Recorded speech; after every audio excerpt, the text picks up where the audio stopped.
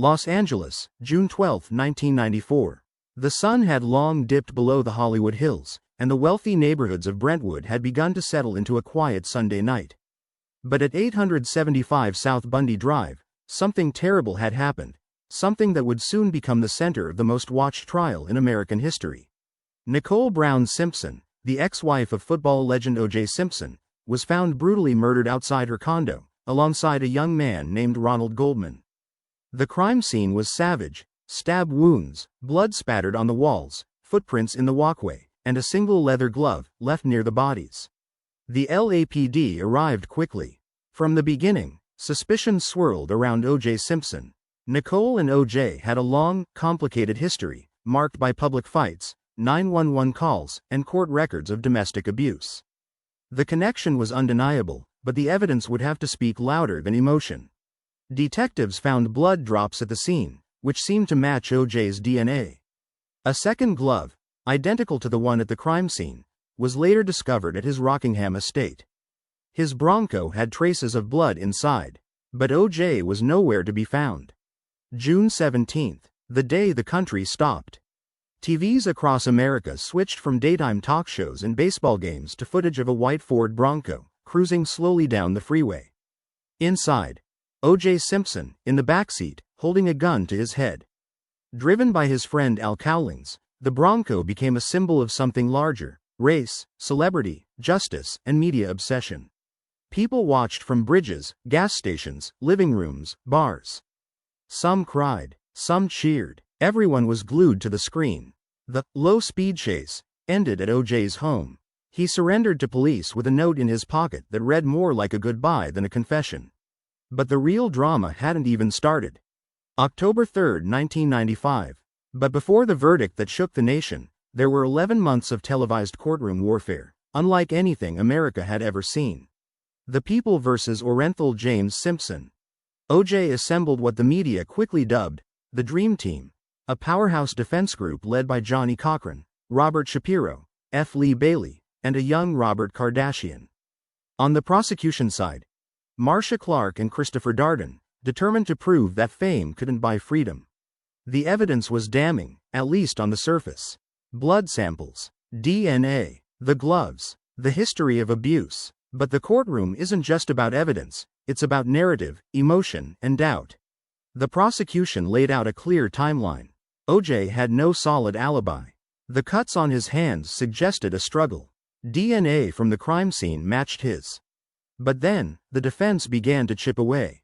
They attacked the credibility of Detective Mark Furman, who had discovered the bloody glove at O.J.'s estate. Under cross-examination, Furman denied ever using racial slurs, until tapes emerged proving otherwise. It shattered his image and cast doubt on whether the glove had been planted. And then came the glove.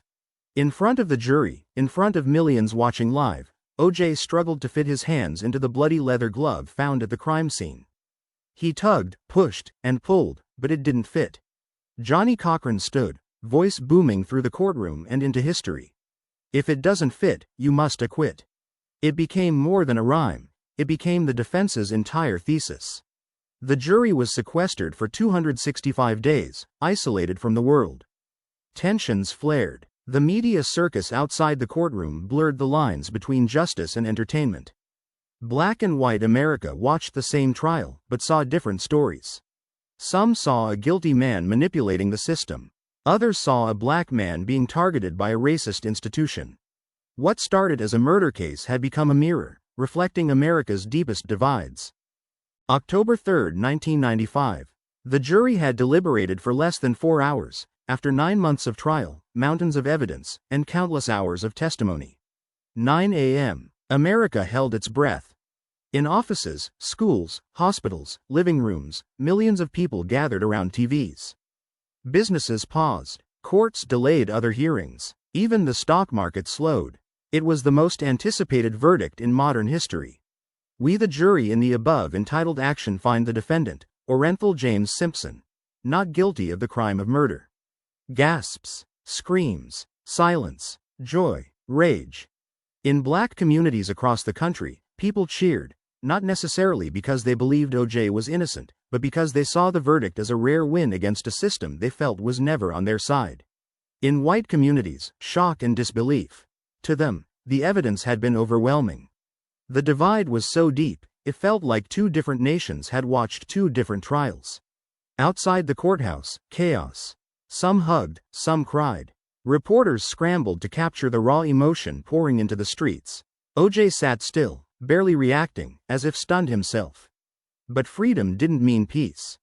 O.J. Simpson was acquitted in criminal court, but in 1997, a civil jury found him liable for the wrongful deaths of Nicole Brown Simpson and Ronald Goldman. He was ordered to pay $33.5 million in damages. He would never fully escape the shadow of the trial. Book deals, interviews, controversial statements. In 2007, he was arrested again, this time for armed robbery in Las Vegas. Some saw it as karma, others, just irony. To this day, people still argue, was O.J. guilty or innocent? But one thing is certain. The trial of the century changed everything. It changed how America saw justice, how the media covered crime, how race, celebrity, and truth collided inside a courtroom, and exploded onto the world stage.